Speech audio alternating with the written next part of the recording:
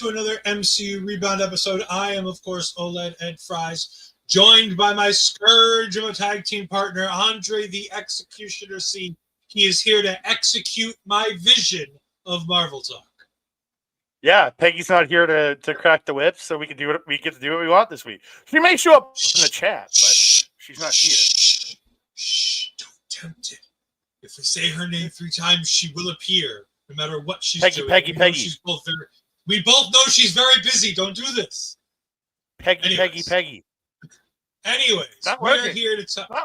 We are here to talk about Thor Ragnarok. But before we do Thor Ragnarok, we do have some final trailers to look at as we start pushing into the late June and early July. More Marvel Talk related stuff that we're going to be covering. Both Ironheart and Superman are here. We've got the get. Whoa! That's DC Talk. You mean? We're gonna make a new video and everything. It's gonna be blue. It's gonna be DC Talk. You know. Yeah, we're gonna make something. Sure. I'm gonna learn, but I don't know how to make the videos like that, like you do. I just know how to put a logo with a moving background. That's all I know how to do. We'll figure something out. Bobby is here. Bobby can teach us how to do these things. Either way, let's go ahead. Let's go ahead with Bobby here. Let's watch the Superman Tickets on Sale Now trailer. We will be covering this as part of DC Talk, so our other show for Marvel, because Andre really wants to do this. And I mean, as much as I don't want to see this movie, I'm going to see it anyways, so I might as well do it for the show. So here we go. This is the Tickets on Sale trailer, the final trailer we're going to get for the movie. Oh, hold on. I should probably not have it muted, huh? That'd be great. I think I saw this a couple weeks ago. So yes, this is indeed filmed for IMAX. This movie comes out July 11th. Like I've said before, I'm kind of with Bobby. I will say the movie with recent trailers looks a bit better than I originally thought. I'll watch it with lower expectations. I'm not a huge Superman guy. Never really have been. I don't mind Superman. Fine. But it's just, I never really, I don't know. I always fell to the Batman side. And apparently we're going to meet Batman in this movie. According to James Gunn, Batman will apparently somehow be in this movie. I'm going to assume we meet Bruce Wayne rather than we meet Batman. But I'll say this: I don't think we see a good Superman movie since the 70s or the 80s, whenever where Christopher Reeves was doing his shit. Because as much as I love Brandon Routh, and I'm glad he got to be Superman again in the Arrowverse, that movie is just and then Man of Steel is just bad. Not bad, not bad. It's just not good. Michael Shannon is the best part of that movie. But yeah. Obviously there are some familiar names here. Nicholas Hoult playing Lex Luthor. Edie Gathguy. I don't know how to pronounce that name. He was remember in First Class, the one who got killed, who should never have gotten killed because he Darwin. Darwin, yes. Yeah. He's playing Mr. Fantastic, Michael Hoult in this movie. Obviously, Nathan Fillion, great friend of James Gunn, will of course be in here as Guy Gardner's Green Lantern, who, as we all know, is an asshole. Not Nathan Fillion, but the Guy Gardner Green Lantern. Yeah, 100%. Nathan Fillion. And then, of course, Nathan Fillion is great. Oh, absolutely. Nathan Fillion is sensational. I love Nathan Fillion in almost everything he does. David Cornsweet is playing Clark Kent in Superman. I don't see it, but again, this movie's not for me. This movie's for other people. So I'll be very interested to see how it goes. He's, to me, the one that has looked closest to Christopher Reeves out of anybody, other than maybe Welling. He's the closest to me that's looked like Christopher Reeves. Yeah. So. And of course, we have Rachel Brosnan playing Lois Lane, which I think she'll be fantastic. I think she's I'm interested to see. I'm interested to see more of her than what we've seen in the trailers, because the trailers have me hit or miss on what she's going to do. But based on the things that I've seen right before, I think she'll do fantastic. It looks to be a well done movie. You know, we do have James Gunn directing this movie. Frank Grillo is again back as Rick Flag Sr. So, you know, we got a long Back list again. of fantastic. What? Isn't this his debate? Isn't this his debut? Oh no, I'm sorry. The guy who played Frank Grillo in all of the other stuff is coming back as Frank Grillo. No, Frank. No, sorry, you're thinking of Rick Flag Jr., who was in Suicide Squad, but he died. This is Grillo's debut as Rick Flag Sr., and then will return in Peacemaker in August to kind of fuck with Peacemaker in season 2. This for because Grillo was Crossbones. Yeah. Now I know what I'm getting all confused. Yeah. Yeah. So yeah, like I said. The other one was, I can't remember his name now. The dude who played Rick Flag Jr. in the Suicide Squad. I can't remember. Okay. I hate when I cannot remember names. Rick Flag. Oh, hold on. Suicide Squad. Come on, IMDb. Joel Kinnaman. There we go. You are correct. Found it. Yeah, Joel Kinnaman. Thank you. Yeah. And of course, that's not the only trailer we have, because starting in 2 weeks, we'll be doing the first 3 episodes of Ironheart. That Tuesday is going to be so long for me, man. Yeah. Don't forget to unmute it. I won't. Michael Shannon is the best part of the movies. I would never have had Nicholas Hoult as a serious adult actor that I enjoyed the work on my bingo card. I love a lot of what Nicholas Hoult does. I'll be interested to see how his Lex Luthor comes out. I like some of what Nicholas Hoult does. Yeah.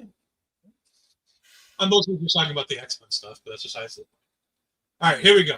Ironheart, final trailer.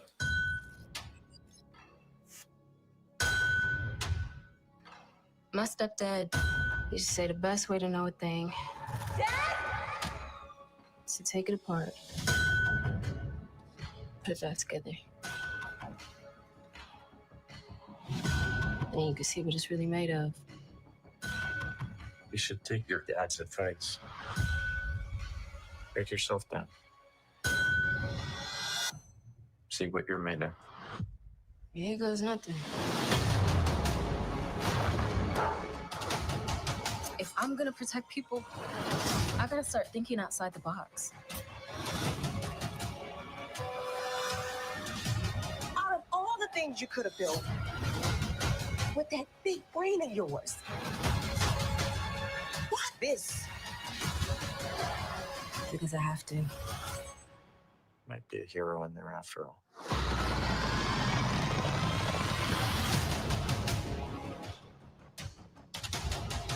Riri, time to wake up, love. What are you? Your greatest creation yet. Who the hell else would it be, bitch? So she has her own Jarvis? That is her best friend, who I believe dies in their childhood, and she recreates as an AI. So she has her own Jarvis. No, but hers is a visual. It's not just an AI in the suit like a Friday or a Jarvis. It's an actual, but it's obviously physical she starts hologram. it out as an A. She starts it. It's built as an AI that eventually turns into a hologram. Is what I'm going to guess at. I think it's the other way around. I think she builds a hologram that turns into the AI for her suit. Oh, okay, interesting. Also, Bobby, just so we're clear, it says Ryan Coogler because the character appeared in Wakanda Forever. Ryan Coogler, I do not believe, is responsible for this in any way, shape, or form, and I will double check that just to make sure. But if it turns out well, he should be rolling out there being like, "Yeah, see what I helped create."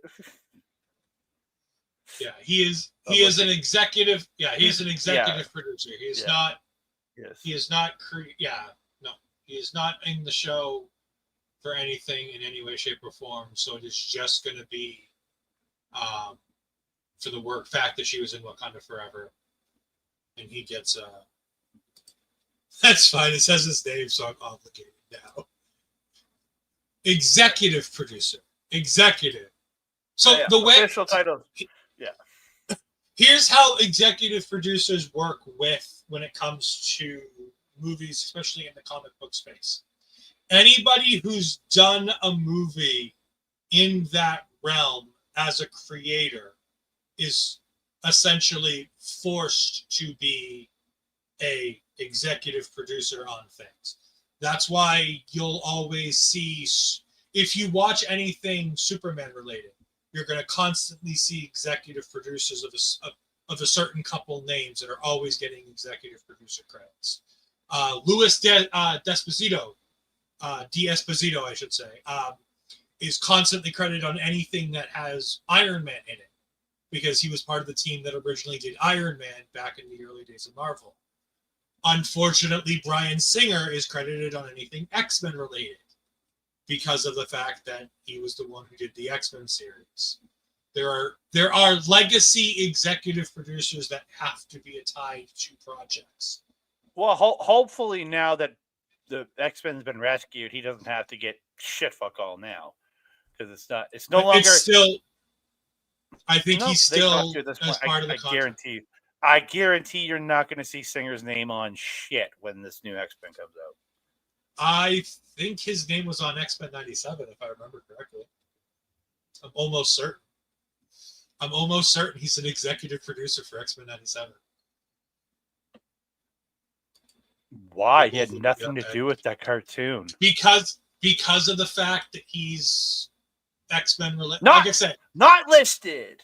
Not listed? Not listed. He's gone. Yeah. Like I said, I'll wait and believe it when I see it. But probably when stuff was like, I can understand it's still within Marvel. It's still within. So, and Coogler probably did, and I guarantee you, Coogler didn't just get a credit. They probably talked to him about certain things. He probably gave notes on some stuff. I feel like Coogler's while executive producer, he probably had some small hand in it, because I feel like he would have given notes on something, or you know what I mean. Like, I don't think he's completely out of the loop there. No, I guarantee you that he's given notes to the team, considering he's the one who's the only person so far in the MCU to work with Dominic Thor as Riri Williams in anything. His vision of that character at first is the one who did it. So like I said, the exact producers here are Kevin Feige, Luis D'Esposito, Brad Winterbaum, Zoe Nagelhout. Oh God, I'm gonna butcher that name. Giancarlo Hodge, Ryan Coogler, Sev Oriana, and of course Zinzi Coogler as well. And yes, Queen Astrid is in the chat. Hello, my tag team partner. Hello. Thank you for covering take. As I said to her today, thank you for taking over last night, as I was unwell. Dominic Thorne is, of course, like we said, back as Riri Williams. Anthony Ramos will be making his debut as the Parker Robbins Hood character, so that will be fun to see. We've also got Lyric Ross, Alden Ehrenreich, Manny Montoya, Jim Rash is back as well. Whole bunch of people. And then we get to the most unusual thing that I still can't wait to find out. Sacha Baron Cohen is still cast as an undisclosed role in this show. Yeah, that one perplexes me. And who the frick is this dude playing? So the early rumors were always the fact that the Hood is linked to the mystical dark arts and magic realm. Everybody linked him to early days being cast as Mephisto. He could be the MCU Mephisto. This has been the rumor since the day this rumor came out. What he was being cast as. Okay, but still, I'm not giving any credit to that. If he's Mephisto, great. that'd be really funny. But like,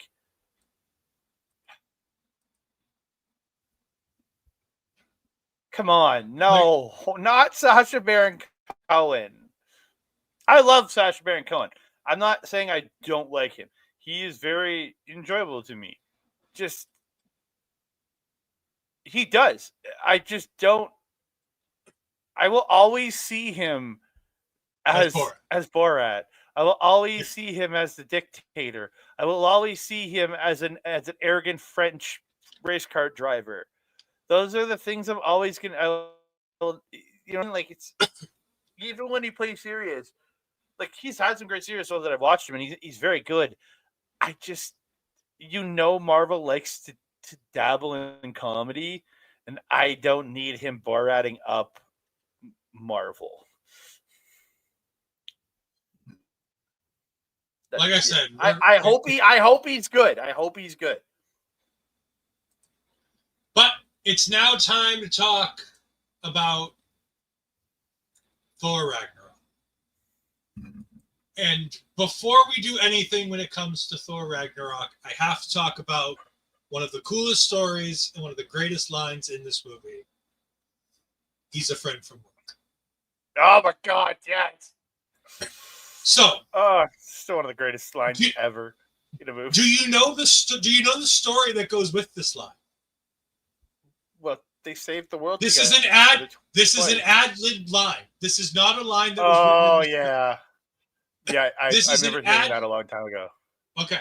This is an ad-lib line. There was a Make-A-Wish kid on set that day as they were filming the scene. And he said to Chris Hemsworth or somebody that you should say when you see him, he's a friend from work.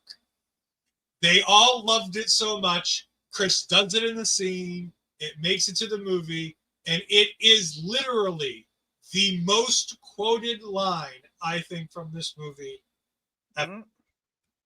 Yep.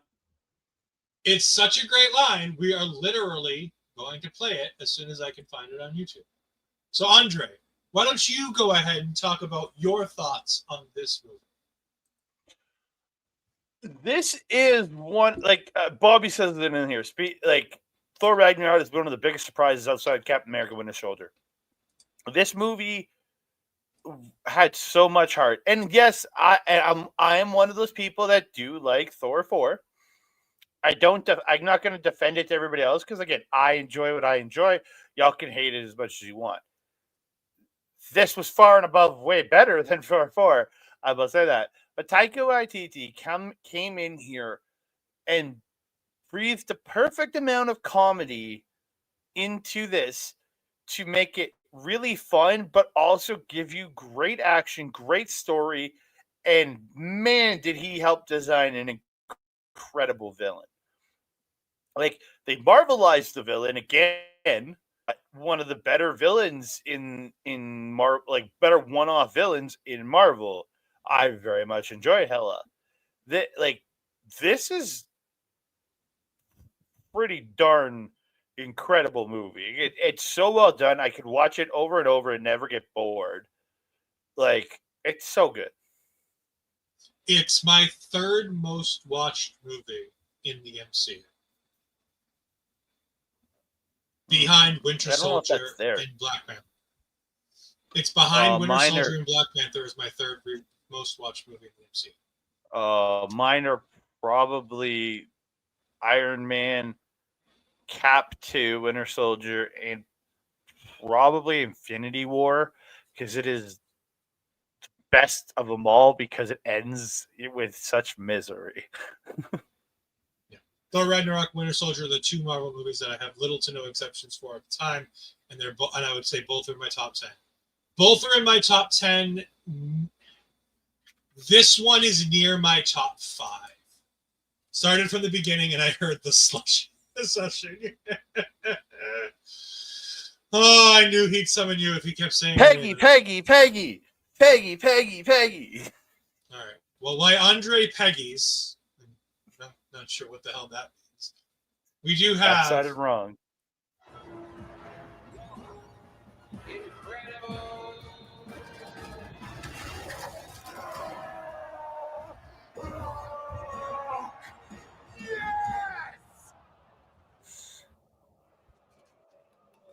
I have to get off this planet. Hey, where are you going?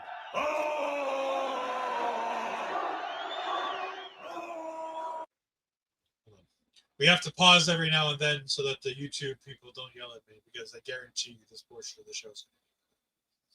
And if it gets yelled at, we cut it out. Whatever. Hey, we know each other. He's a friend from work.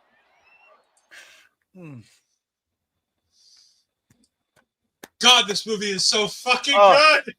The entire scene is perfection.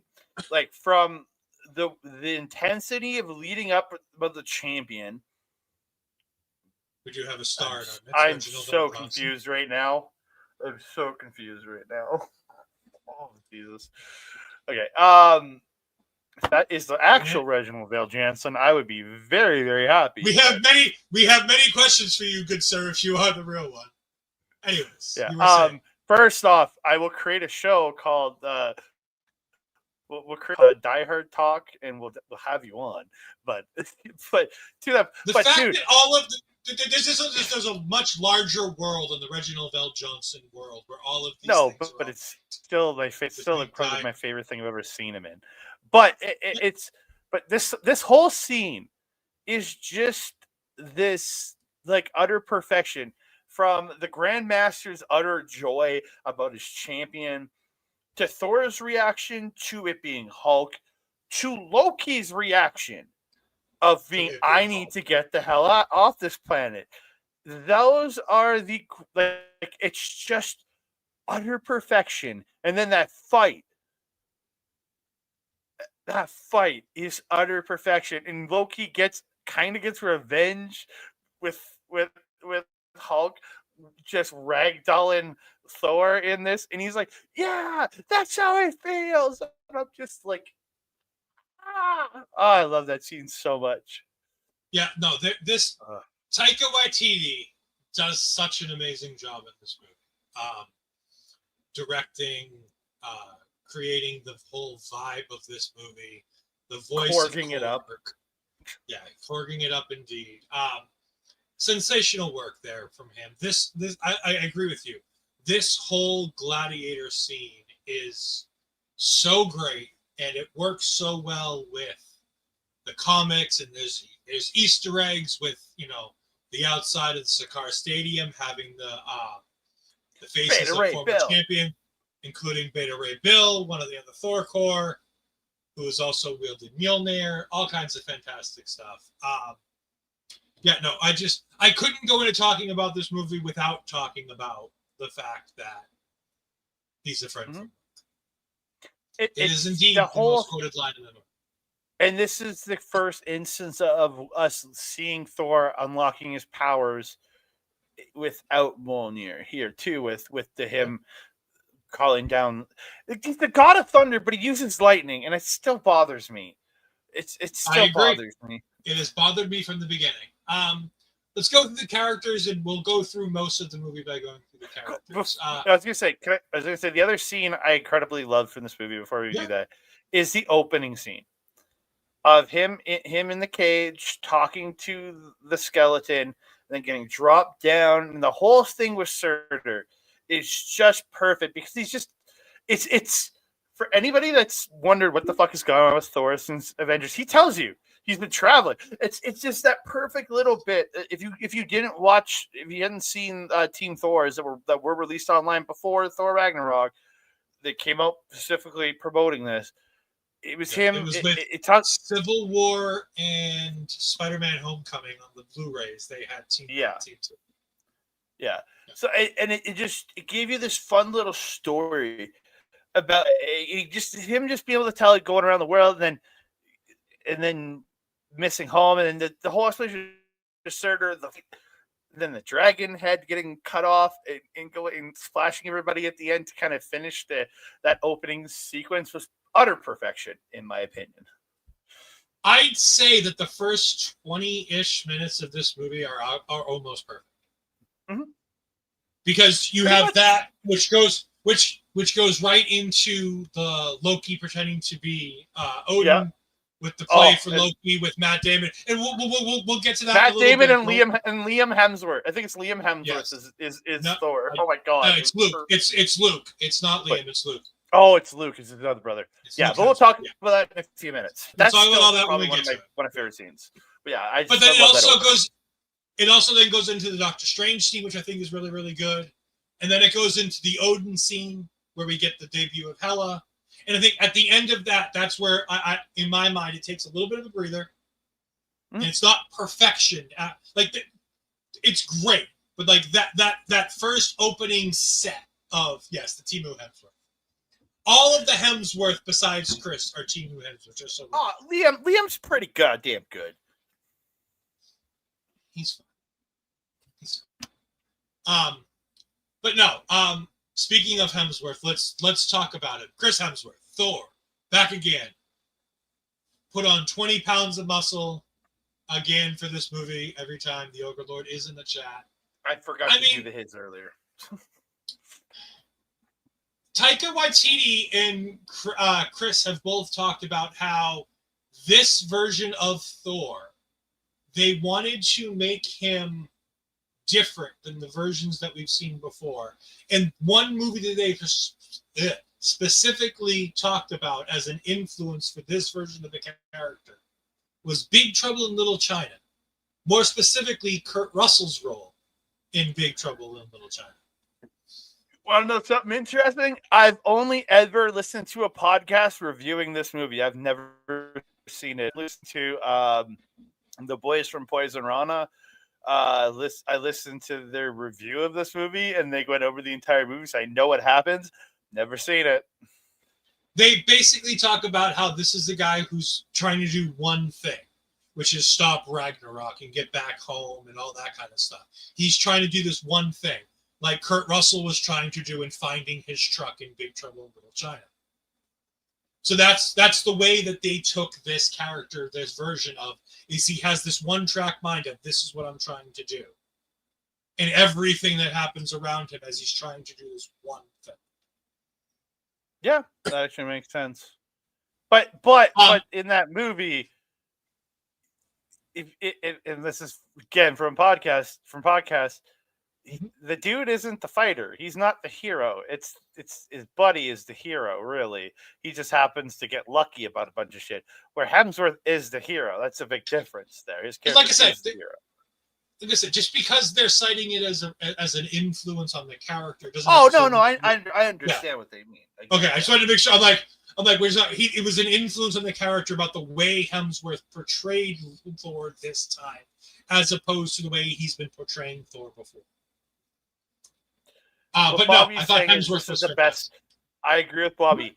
The only version of Thor that comes close to this in any other movie is Endgame Thor, where he's kind of the fat Thor, and he is all depressed, but then makes his way back by the end. That version of Thor is the next closest good version of Thor. Yeah, absolutely. Yeah. I wholeheartedly agree. I think that the version of Thor that we get in, I'll even put Infinity War and Endgame. I'll link them both together as one cohesive Thor story. I find Infinity War Thor. Well, I love that movie. It's one of my favorite movies. He's more kind of serious. He's pretty much serious Thor. Outside of a couple little jokes with Rocket, he's pretty much serious Thor throughout the entire movie. But I think without that version of Thor, we don't get to Dad Bod Thor, which becomes the light of Endgame. Like you 100%. Need which is why I tie them together, because you can't have one without the other. You can't have Dad Bod Thor without talking about Infinity War Thor. And it's pivotal. It's pivotal to that character. And we couldn't have gotten to the Thor we have in Ragnarok without Ultron Thor, without Thor 2 Thor, without Avengers Thor, without original movie Thor, without how the character was built up to this point. Taika couldn't have taken the character in this direction and made him as good as he was. Yeah. And Chris Hemsworth, both of them are give equal part how good they made this character, and the haircut combined just made him look so much better. The short hair was much better. I much prefer the short hair. Tom Hiddleston returns as Loki. Tom Hiddleston returns as Loki, and I will just say it. He is always amazing as Loki. There's never a bad Loki performance. There's not a bad Tom Hiddleston performance. Everything I've seen him in, he's good. I think Taylor Swift would disagree. That's not a performance. But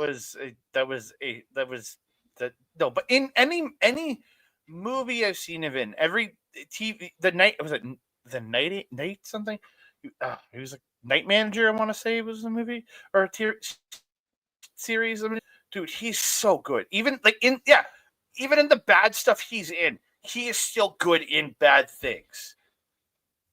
He is good. He is a shining star in everything he's in. He is so good. He's got a new movie, Life of Bruce or something, coming out right around now that I want to go see because he's in it.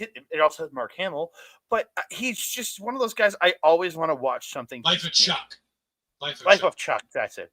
But yeah, I normally I wouldn't go see that movie, but I'm interested in it because it's Hiddleston, and Hamill is in it too. But when you have a guy that good, it draws people in. Yeah, he's also going to be in Tenzing. He's playing Edmund Hillary in Tenzing, so that'll be interesting. No idea what that is, but I'll eventually see it.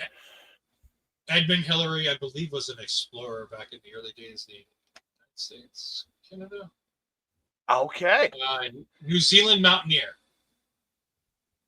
Oh, sick. Mount Everest. It's Mount Everest. It's a story about Mount Everest. Sick. I'll watch it. Is Darby Allin in it? No, thank God. Hey, no, like I said, yeah, good for him. Let's see. Hiddleston is Loki. I love that Tom knows how to play the background character perfectly while also kind of stealing the scene.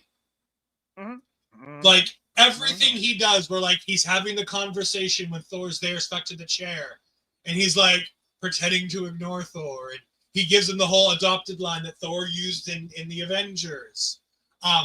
Later on, when he's in the box, like we were talking about in the scene, and he's all excited, it's just such a good job of him doing all of the Loki stuff and always being perfect. When he's kidnapped by Valkyrie, and and they're all having their conversations, he's just in the background. He's just there. He's supposed to be there, but he's there, and you can't help but notice him, and it's absolute perfection. Get help is another sensational joke that they have in this. Your savior has arrived when he rolls up with his ship, and Heim goes, "I saw you were coming." Yeah, so good. Speaking of Heimdall, we can't not talk about Idris Elba doing another fantastic job being Heimdall, the all-seeing, all-hearing Asgardian. The only time this man got to shine as Heimdall. He's had his little speeches in the other two movies, but he's never gotten to shine like this. And he finally get, because this is not just the Watcher Heimdall. This is wartime. I'm fighting. I'm badass. Heimdall, and he kicked so much ass in this movie. I will continue to say it till I'm blue in the face. It's now Amazon. Would be stupid if the next time they cast James Bond, they don't cast Idris Elba. The only reason I would say cast him for one Bond movie and then recast after, because as much, or you can go the Sean Connery route if you want to do the experienced aged up James Bond. You can get 10 years out of this guy easy, if not more. Because like I said, there's history for doing the older James Bond. Like, you can tell these older Bond stories of him at the end of his career. You could have him teaching a new 007 how to be a 007. Like, I just think that there's something very interesting with Elba. I wanted him cast as far back as Jude Law. I think it was when Jude Law got cast as Bond. Isn't it Jude Law get cast? Hold Jude on. Law has never been Bond. You're talking about Who is Daniel Craig? That's the one. That's the one. Wrong fucking Oh idiot British guy. How the fuck do you confuse Jude Law and Daniel Craig? One of a Yeah, whiskey Brit, and the other one kind of a badass. How can they're both idiots? They're both idiots. they're both idiots, but one's a wispy little Brit, and the other one's actually a badass. Jesus. Plus, at this time, we know 007 and James Bond is just a moniker for the secret agent, so I'm also on board with it. I agree. I think that a female James Bond or a Jane Bond or 007 would be fantastic. There's a lot of great people that could do that. And the only thing I say, if you go female, please just name the character Jane Bond. Don't say I'm all for everybody equal, but it's just there's a certain reverence. I don't the character is played by a female, but make it Jane Bond, please. I don't need a female. I'm not trying to be sexist here, but it just.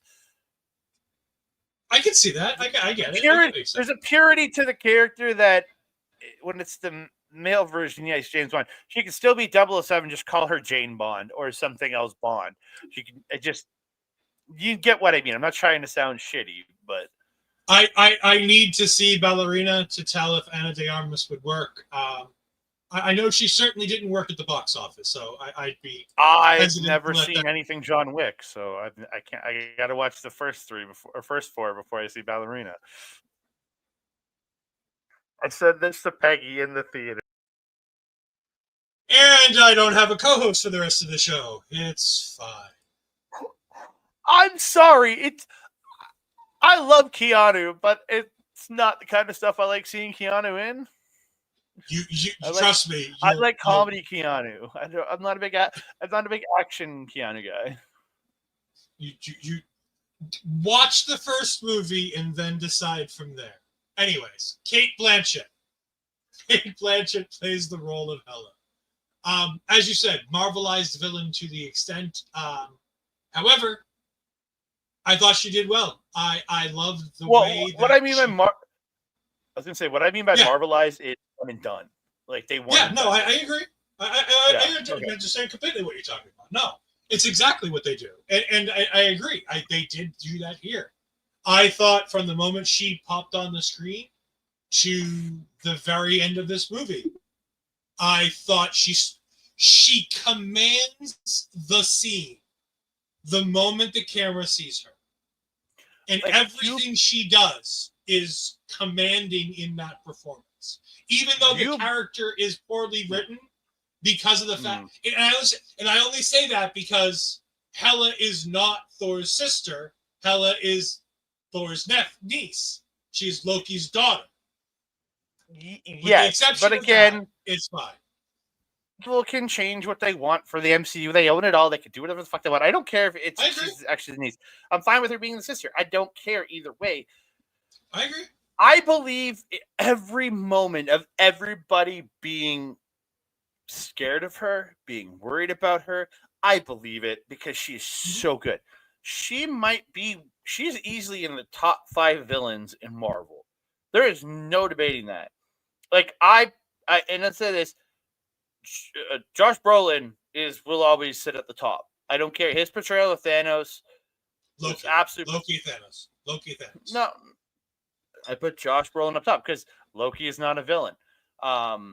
He's an anti-hero, so he does not fall into the villain category. He's an anti-hero.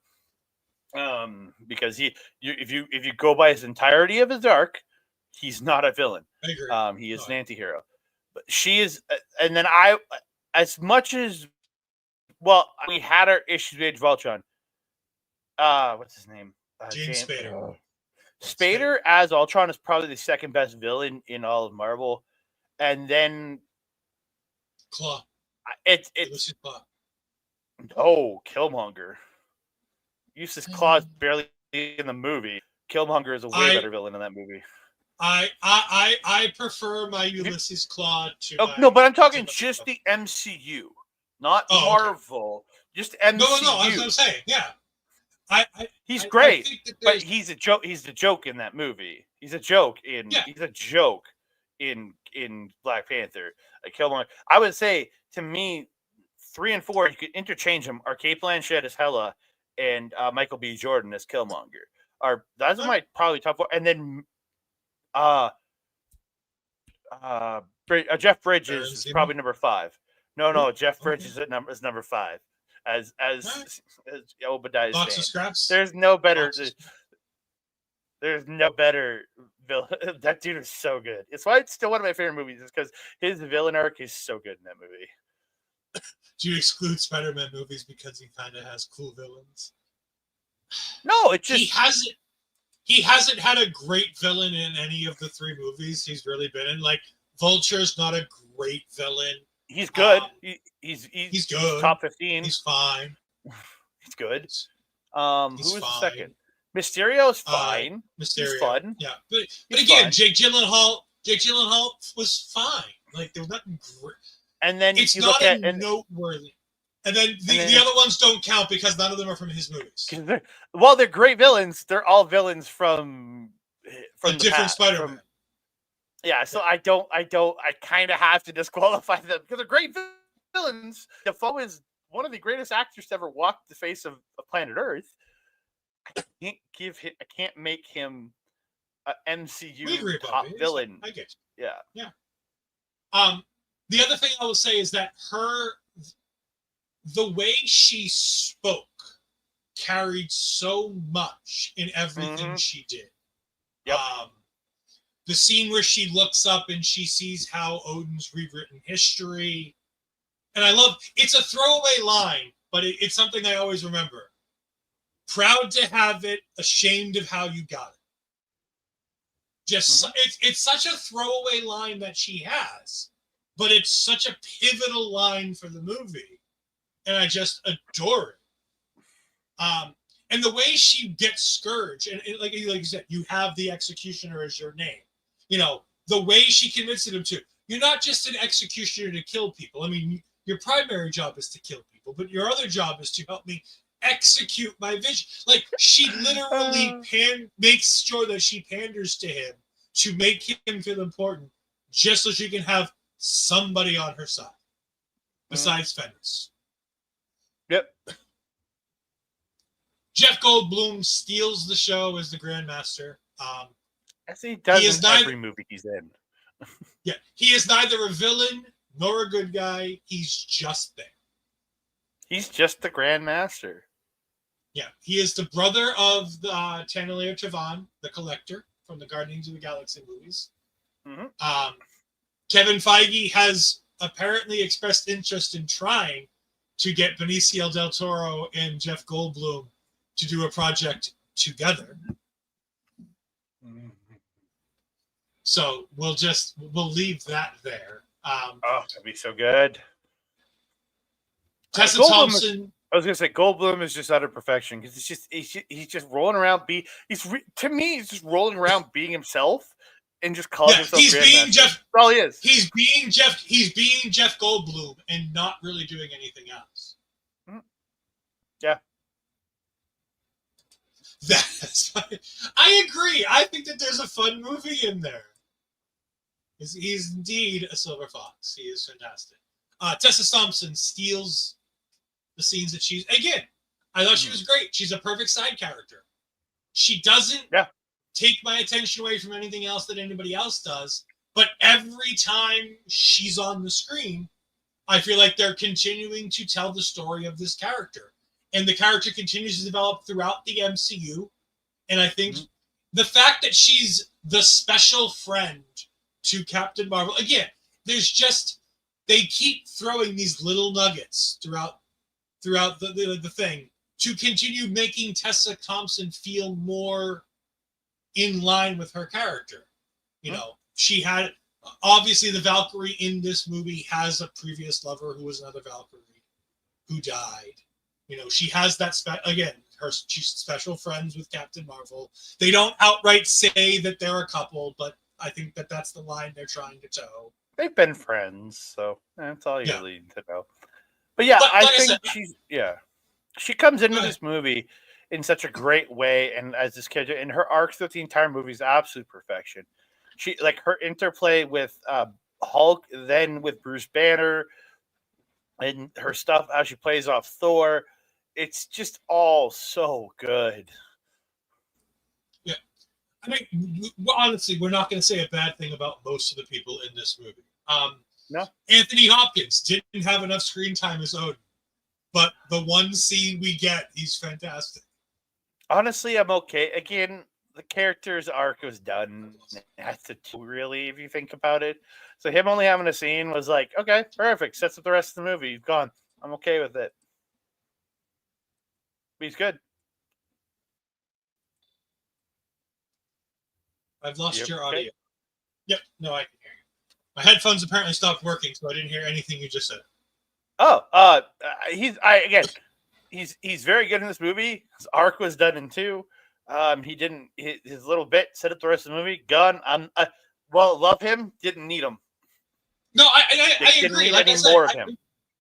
Yeah, no, I don't want more of him, but he didn't have enough screen time to really make much of it. But he does the look on Hiddleston's face as Loki when he says "my sons," and Loki finally gets that moment where he realizes that he's an Odin son. After everything he's done, he's still an Odin son.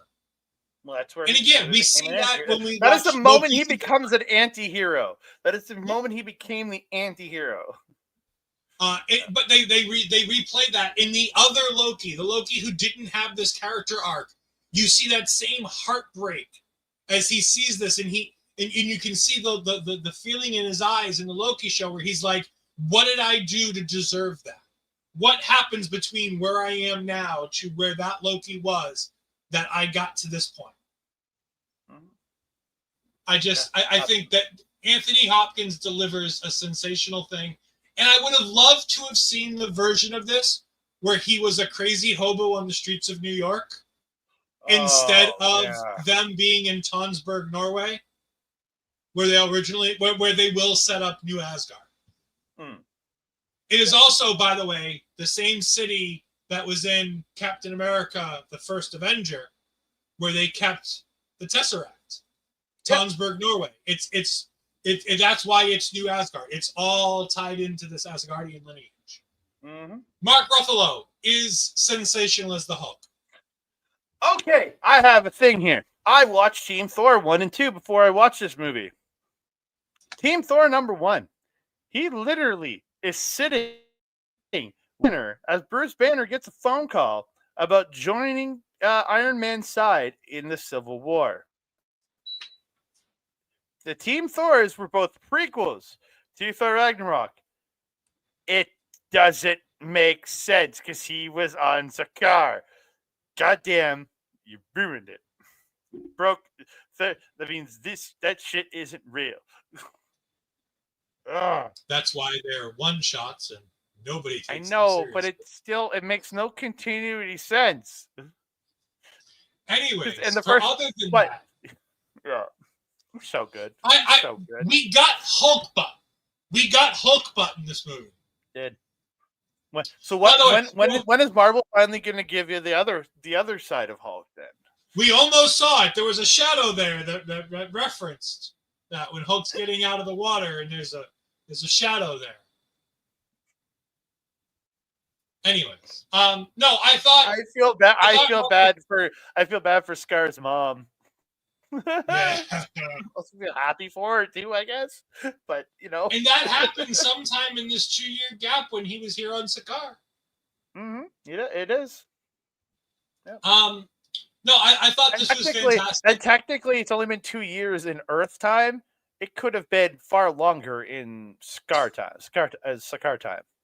Well, yeah, Scar's a teenager at this point already, so it's absolutely So technically, I feel like Hulk was on that planet far longer than 2 years in the time that they realized. Yeah. Well, no, it's so weird because it's both Loki's been there for weeks. Shorter because the Grandmaster says the time works funky here because anywhere else I'd be 1,000,000 years old, but here I'm not. That's why I mean, I think it kind of Hulk could have been there for years. Hulk could have been there for years. You're taking it the wrong way. Time theoretically works slower on Sakaar because he'd be 1,000,000 years old if he were anywhere else. But Loki also says he's been there for a couple weeks, where Thor's only just gotten I there. agree. And that's why I say time works funky. There is no real sense of time. That's what I mean. But like to him, it could have felt like 7, Years. 8, 9, 10 years, where it's only been 2 Earth years. Yeah, right? It's that weird flux of time. So again, in that all that time, right? I thought that there was such an amazing difference in this movie with the Hulk. By the way, this is my favorite Hulk of all the Hulks. Professor Hulk is fine. I don't hate Professor Hulk. I think it's good. But there's something with this Hulk, Sakaar Hulk, Gladiator Hulk, that just gives so much extra energy and so much extra humph to everything he does. Yeah, because Gladiator he Hulk can think and he can talk and he's not just Smash. Yeah, because he's been in control for so long, so he's been able to form his own thoughts properly and things like that, and kind of realize things. And I love just the way, because again, how he interacts with Thor. While Hulk is crazy, he's technically calm while doing everything he's been doing for these 2 Earth years there, right? So it's Hulk's been able to develop it within all that time he's been on Sakaar. He's been able to develop his brain, and I love that. And then when you have him revert back to Bruce, he's absolutely perfection. And then when you have Mark Ruffalo playing Bruce Banner, like when he's freaking out on the planet, and he's like, when he's complaining about Tony's tight pants, and just the way he does everything, how he plays off of Valkyrie, absolute perfection. Yeah, like I agree. Perfection.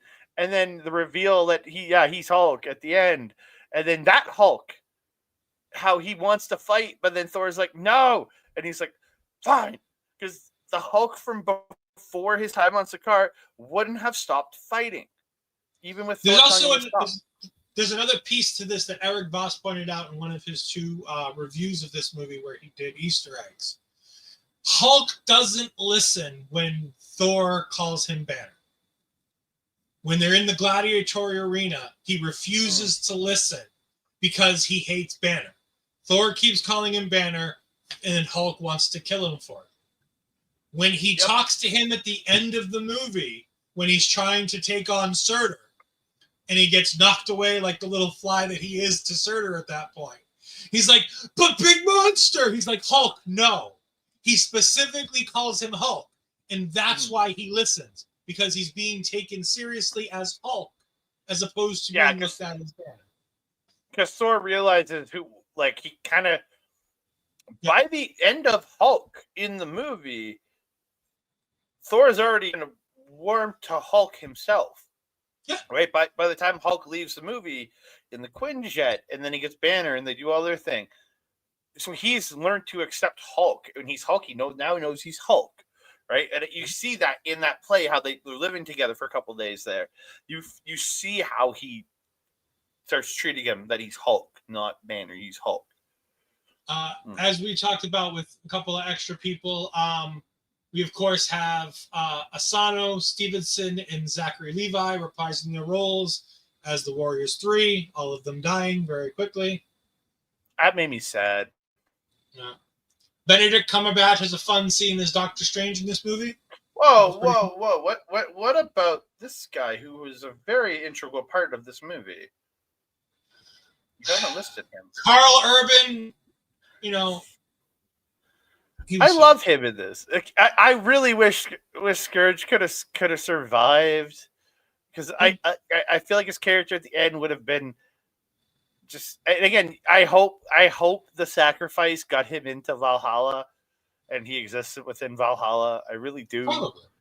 Because if we get Thor, I hope we see Valhalla again, and I'd love to see Carl Urban just rolling around there with his gun, just holding his gun still, even though he's dead.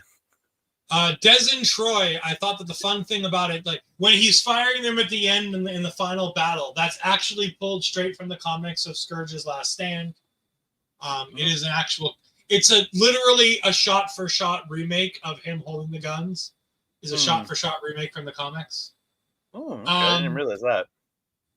Yeah, and then of course, Stan Lee makes another cameo. Obviously, the co-creator of Thor in the Hulk. The haircut guy. Yeah, right? the barber. Yeah, barber. Yeah, he's a crazy barber. Yeah. And then Luke Hemsworth and Matt Damon, as we said, play Loki and Thor as they are reprising the final scene from Thor: Dark World, where Loki dies. Okay. Who's the dude playing Odin in that scene? It should say there. Oh, it's Sam Neill. Sam Neill. Him too. All three of them are just utter perfection in that play. And don't they return in Thor 4? Yeah, they return in Thor 4 with Melissa McCarthy playing the role of Hela. Yeah. I was trying to remember who played Hela in that one. Yeah. Melissa McCarthy. On New Asgard, yeah. But then they're doing it on New Asgard. This movie is sensational. There's nothing more you can say about this movie other than it really is one of the best Marvel movies from start to finish. Yeah. I think it's my 6th favorite Marvel movie just because that top 5 is so tough because like we've said, you've got 2 Infinity War movies. You've got the original Avengers movie, which is really, really good. You've got Black Panther, and you've got Winter Soldier. I don't say Avengers is in my top 5, but every now and then it feels like it's in my top 5. Mm-hmm. This movie slides into that 5-6 spot with Avengers, I think. It's one of those movies that I can watch this movie anytime, day or night. I can watch this movie no matter what, and I'll have a good time, and I'll love it. Mm-hmm. Yeah, this is one of those ones. Is sensational in this, by the way, in the beginning and in the end. This is easily a top 10 movie for me. Like it's one of those ones. It's such an easy watch. It works so well on its own, while working so well within the continuity of the MCU. It's just utter perfection. So while watching this yesterday, I was thinking to myself about something. She calls herself the goddess of death, right? Yes. If they hadn't have killed her off and they wanted to do the proper Thanos, it could have been Thanos trying to impress her. No, really think about it. So Hela, I know Hela Hela being the goddess of, so she claims to be the goddess of death, but it's not. She's the goddess of the realm of death. Like it's a different version of death. No. It's not Lady Death, which is who Thanos is courting. That is still real.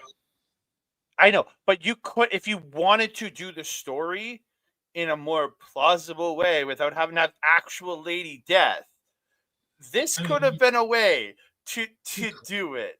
You get what I mean? Because she commands the armies of death.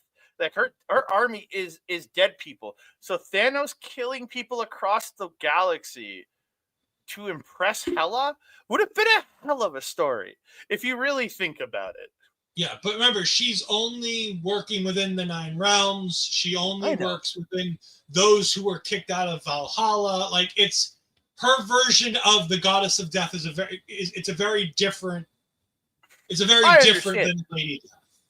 No, but I'm just thinking there was a way if they wanted to do him courting death, could have been courting the goddess of death instead of Lady Death. They could have. I think comic book fans would have thrown an absolute, as much as you say they can do what they want, I think fans would have thrown an absolute hissy fit if they had tried to do that. To bring back Cate Blanchett in that role? Fuck yes, I'm in. I love Aubrey Plaza as Rio Vidal, but you get what I mean, right? I do. If you understand what I mean. I understand what you're saying. I may not agree, but I understand the concept that you're going. This movie didn't go through a lot of issues. We've talked a lot about movies, especially the more recent Marvel movies, with a ton of reshoots and a ton of issues. This movie really didn't have a lot of those issues. It was a relatively standard production. There were reshoots for the film, but it wasn't severe. They weren't entirely rewriting the story of the movie. They weren't pulling out parts and re-putting in other parts. Things like that weren't really done for this one. It was very heavily marketed. It had its debut on October 10th at the El Capitan Theater. The Australian premiere was on the Gold Coast. It was released to the United States and Canada on November 3rd in 4,080 theaters nationwide. 3,400 of those were 3D. 381 were IMAX or IMAX 3D. So it had over 1,187 IMAX theaters globally as part of Phase 3. I believe it was one of the first big IMAX-y Marvel movies that they did that was specifically filmed for IMAX, to be done for IMAX. On the Blu-ray, we do have, as you said, the Team Daryl stuff from the end with the Grandmaster. Oh, so good. Like, just the way those two play off each other is absolute perfection. Like, I love it so much. It's so good. It's so good. But and Andre, when the guitar player in there, so good. Yeah. But you especially know to me, when we start talking about the production and the dates, that means I have one question for you, good sir. What was the worldwide gross or the domestic gross? I have both. For Thor Ragnarok. You're saying worldwide? You can do either or. I'm just going to go for the big number. Okay, the big number is worldwide. I don't think this is a $1 billion movie. I will tell you, it grossed more than both Thor and Thor: The Dark World. Well, obviously. It did it by its third week. It outgrossed those movies. Yeah. Again, it's also in a far more expensive market too. But again, the characters are far even more popular at this point. Ooh, Bobby's got a good number. I'm gonna go $795 million. Y'all are both $1 million. You're $100 million off easy. $855 million. I'm only $60 million off. It's not bad. He's off by $150 million. This movie earned 122.7 domestic in its opening weekend. Pretty goddamn good. Just their IMAX showings contributed $12.2 million to the gross of this movie domestically. It had sensational numbers everywhere. $316 million domestic, which again doesn't sound like a lot when we're talking about Thunderbolts being quote unquote a failure at the box office, and Thunderbolts is at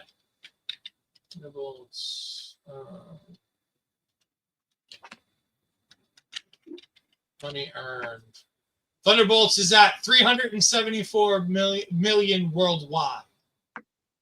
So Thor's domestic number is what the Thunderbolts have done worldwide. Again, I also look at it as we're in a different world of Marvel.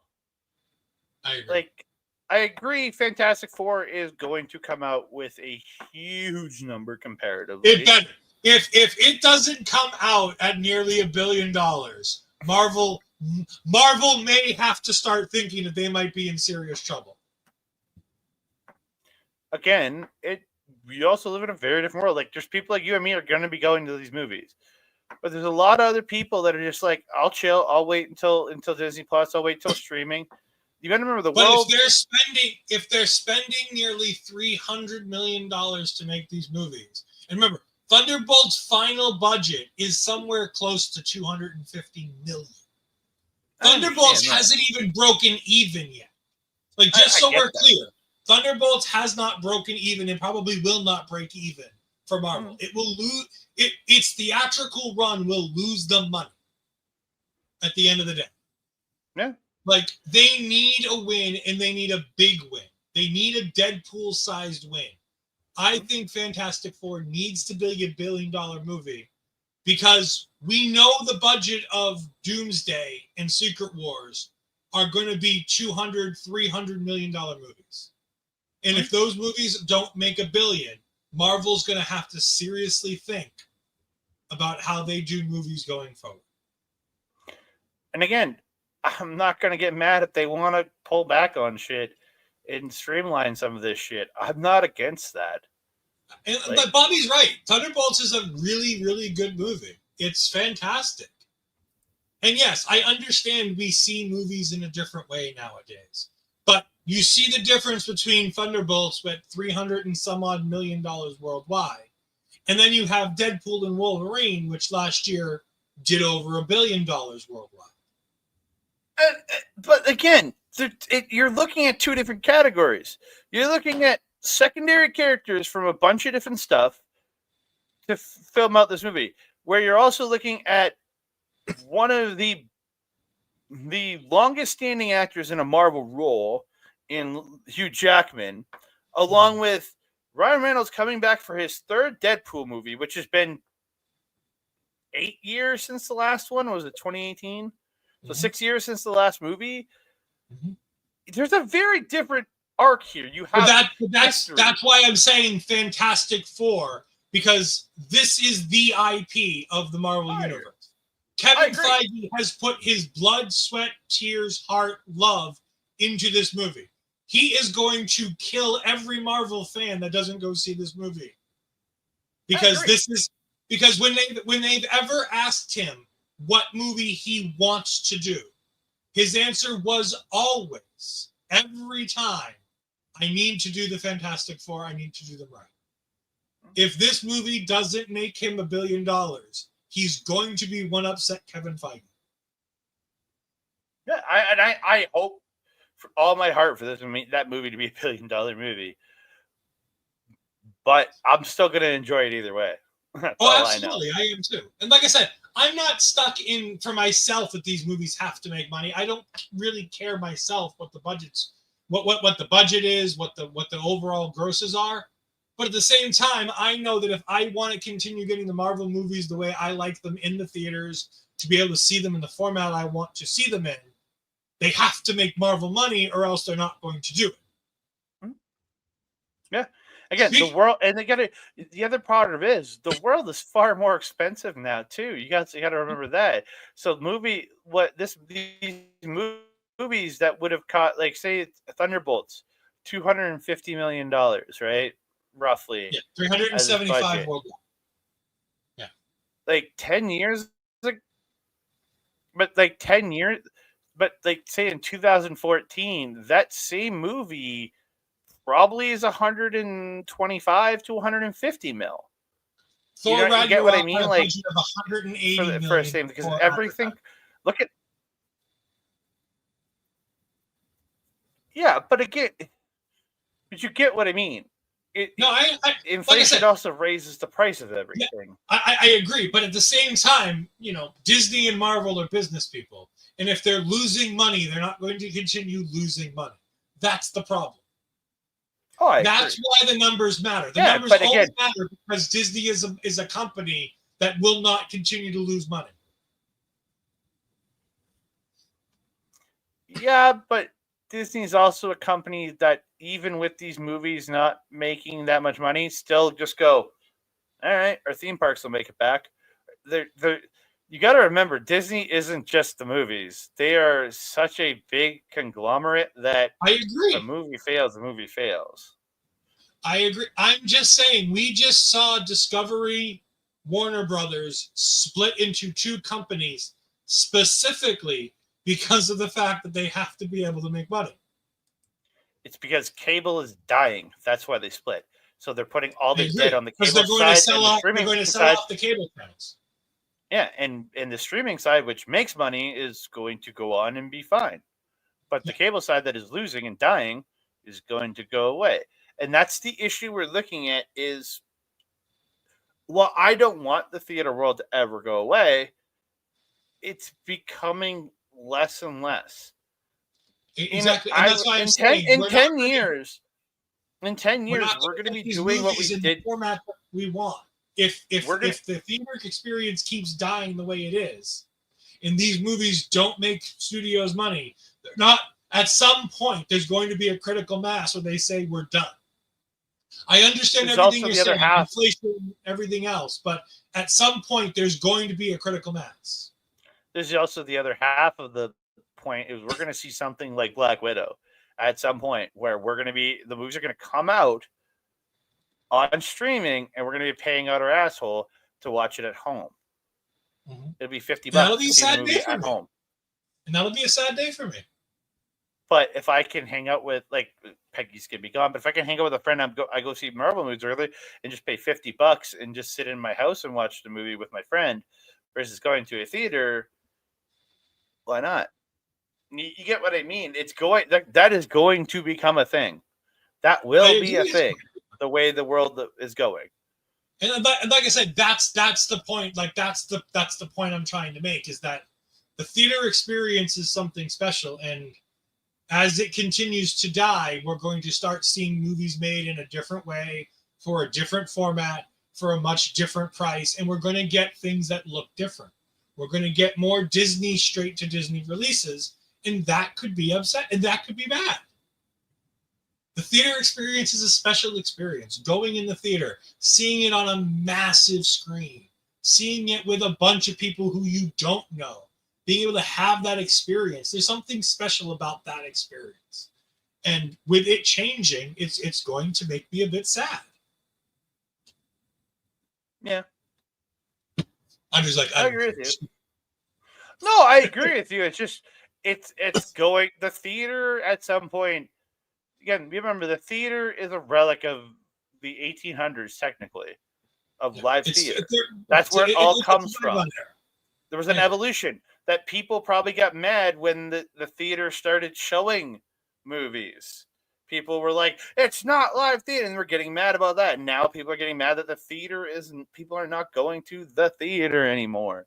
They just want to stay at home and watch it on streaming, which I understand. And the other thing is, I think that these movies will make these companies significantly less if they're going straight to streaming, and that's the only way you can do them. Because you're not going to be talking about movies that make the company.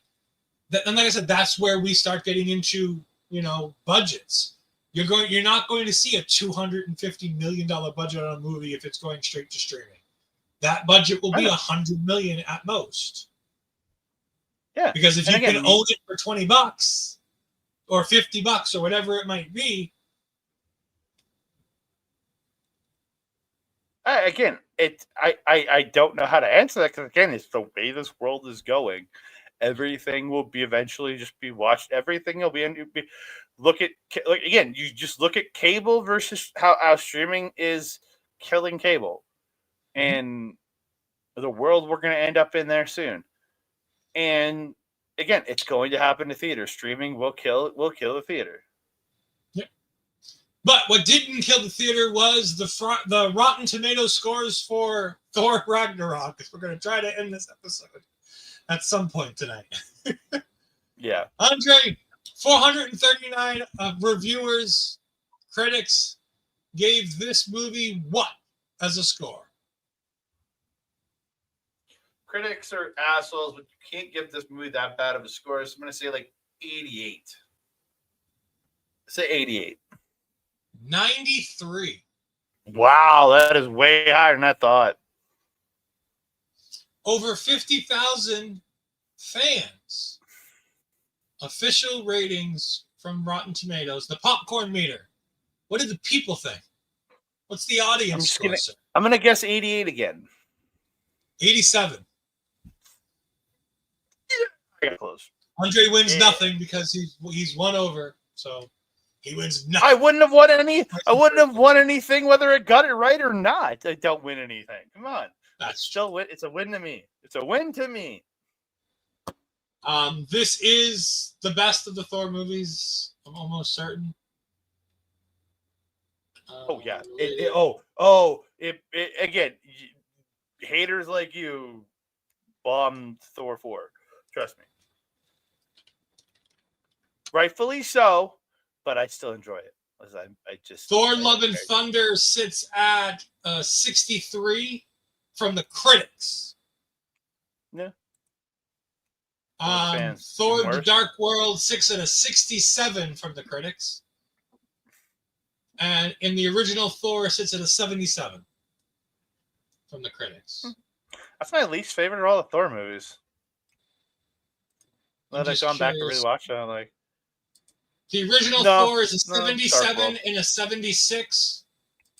Thor: The Dark World is 67 from reviewers and 75 from the audience.